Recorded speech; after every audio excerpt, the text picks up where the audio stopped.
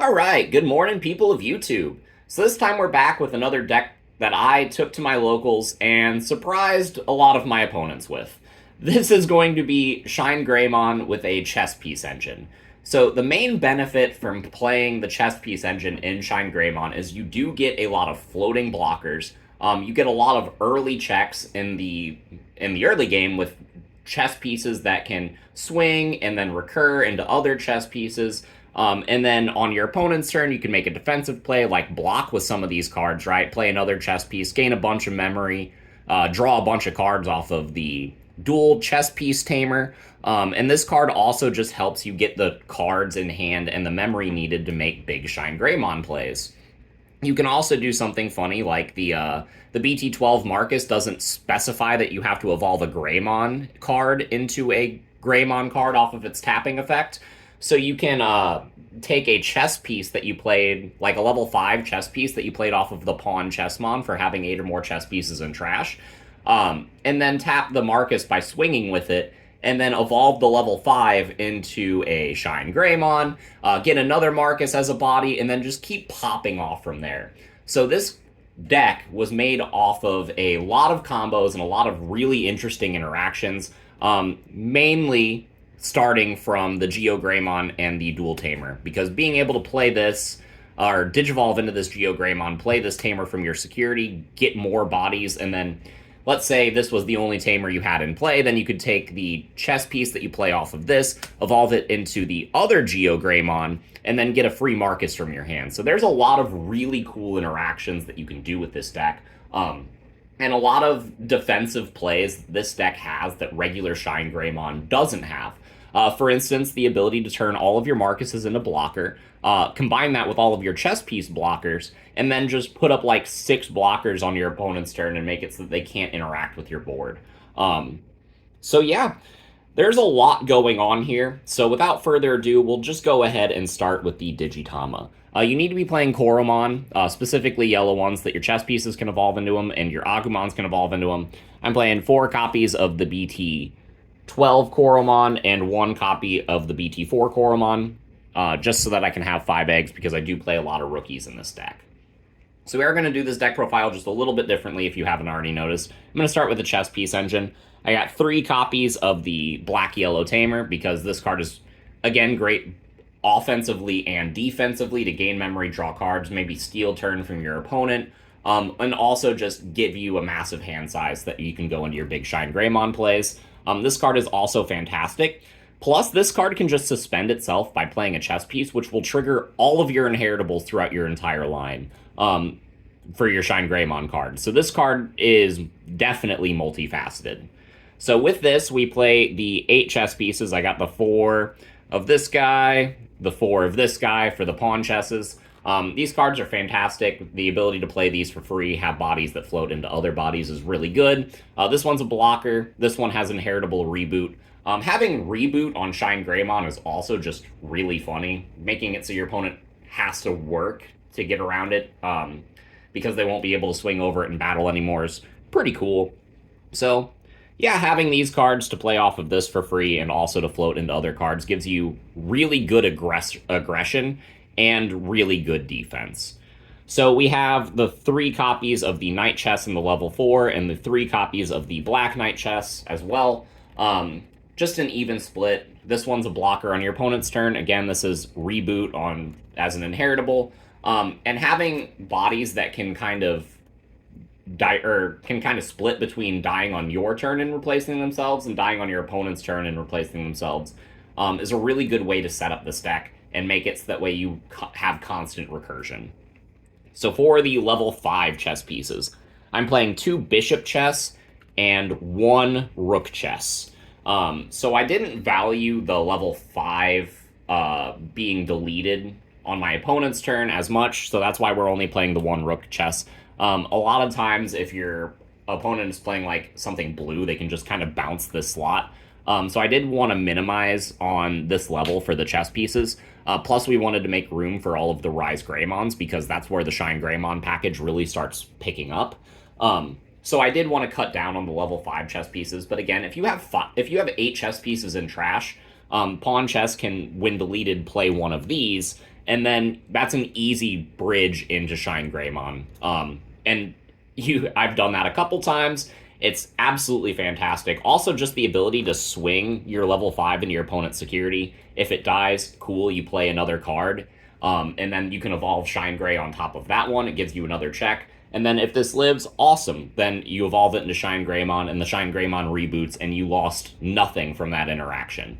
So I do really like the Bishop chess. The Rook chess I'm not as sold on, but I did like the one of in the deck for the versatility. So that is it for the chess piece package. We are not playing any of the kings, any of the queen chess mons. I don't feel like they add enough to this deck. And I felt like maximizing on the Shinegreymon top end was how you were going to win a lot of the games that stalled out into the mid to late game. But having a bunch of these cards that float and provide replacements for themselves whenever they die into security, and also the Marcuses that can turn into bodies, and just the bunch of Agumons that you're playing, you can, in some instances, win games off of just like rushing your opponent's security down because of this engine. And it's really, really great, and it's an avenue that people don't expect Shinegreymon to take, so you will catch a lot of people off guard just playing to this out. So for the Shinegreymon package, starting with the Marcuses, we got 4 of the Bt13 Marcus, because this card needs to be put to 1. Absolutely goated. Just making itself a Digimon is stupid. Making it so that you can make it a Digimon swing and then evolve any of these into a Greymon card is also dumb. This card is just absolutely fantastic, and I feel like it's a cornerstone of the deck. We are playing only 2 copies of the Bt13 Marcus, and this was to make room for the black-yellow tamer that we have. And I don't really regret this decision, because I feel like this one is less useful in a lot of the decks that you would be going up against this format. But the ability to suspend, give something minus 3k, and then gain a memory if you have a Greymon or Agumon card out is absolutely fantastic. It being a memory setter is really nice. There are a lot of reasons that you'd want this card. It's just the Bt13 Marcus is the one that you should be maxing out on. If I had room for one more tamer, I would probably bump this card up to 3. But in all honesty, I think I would rather increase the rookie count than the tamer's count, because I oftentimes have enough Marcuses to close out the game. So for the rookies that I'm playing for this package, I have 4 copies of the Agumon with the Searcher. Good inheritable, grabs all of your main combo pieces. It's a fantastic card. And then we have 2 copies of the EX4 Agumon. So this card is really fantastic, because if you promote it and you have a tamer in play, at the start of your main phase, you're going to gain a memory. You can use that memory to turn this Marcus into a Digimon, because, you know, that'll just pay for it. And it's super fantastic. Just, this card also combos really well with the black-yellow chess piece. Perfect turn 1 is evolve this in the back for free, activate this card, and then play a Pawn Chessmon from your hand, tap this to gain a memory, draw a card. You put your opponent at 3 memory, and you have a floater, and you have a rookie in the back. And then when this card comes up, then you're going to gain an extra memory at the start of your next turn, because you have the black-yellow card in play. This card is absolutely fantastic, and I wanted to include it in the deck because it is a really good extender, and a deck that can already extend as far as it wants to go. So that is it for the rookies overall in the deck. There are 14 of them, so there are a fair number of ways that you can not brick in your opening hand, even though you are taking 2 engines and basically slamming them together. So we have this copy of Geogreymon, the 4 copies of the Bt13 one.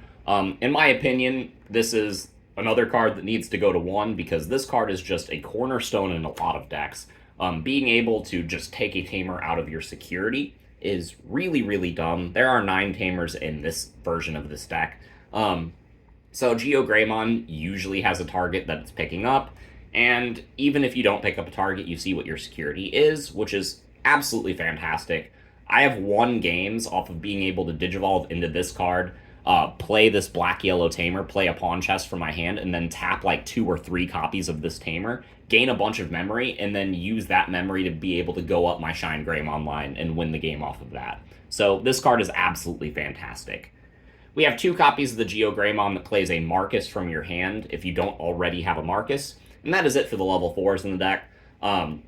I do like this card because you can use this to, again, pull out the Black Yellow Tamer, pull out the Pawn Chest, and then evolve the Pawn Chest into this for 3, and then play a Marcus. It's tremendous value, gets you set up really, really quickly. And yeah, this is just a fantastic card to evolve into to get free advantage off of just playing Tamers. So that is it for the level 4s in the deck. For the level 5s in this line, I am playing 2 copies of the Bt12 Rise Greymon and 2 copies of the Bt13 Rise Greymon. I wanted this split to do a kind of even, kind of be an even split between playing the Marcus and gaining the memory, because you won't have the Marcus in your hand all of the time to play because you are often playing it off the Geogreymon cards. So having a way to play a Marcus in your level 5 line is still really good. But I also am evolving my level 4s into Rise Greymons for free pretty consistently off of the Bt12 Marcus. And without another Marcus in hand to play, evolving into the Bt12 Rise Greymon is really good because then you can just start gaining free memory for that.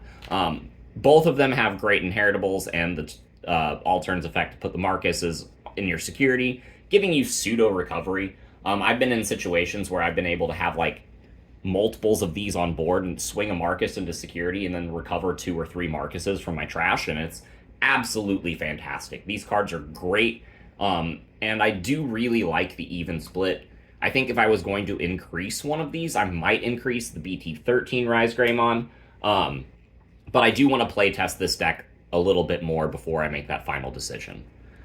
So for the level 6s, I got 3 copies of the Bt13 Shine. This card is absolutely phenomenal because it takes a Marcus and turns it into a Digimon.